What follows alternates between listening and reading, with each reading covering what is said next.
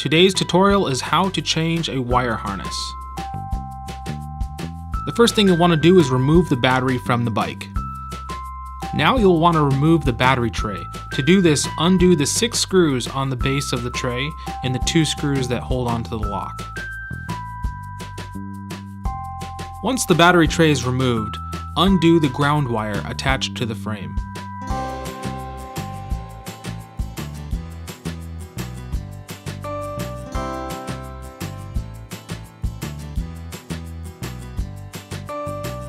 Undo the wire wrap on the wire harness.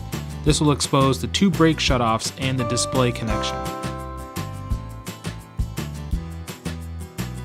On the back part of the bike, remove the 2 wires that connect the wire harness to the motor. Undo the cadence sensor plug found underneath the bike. Once these are all free, you'll be able to remove the wire harness from the frame.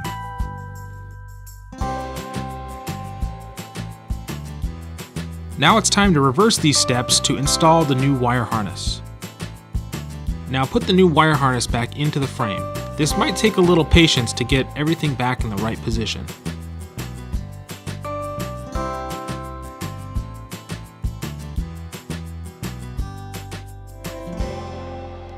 Once the wire harness is back in the correct position, plug in the motor, the cadence sensor, the brakes, and the display.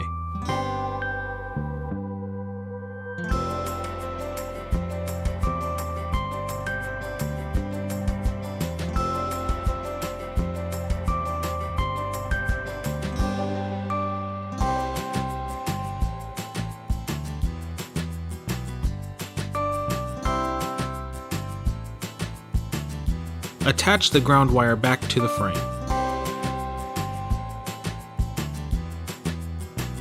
Once everything's connected, re-wrap the wires with the wire wrap. Attach the battery tray back into the frame.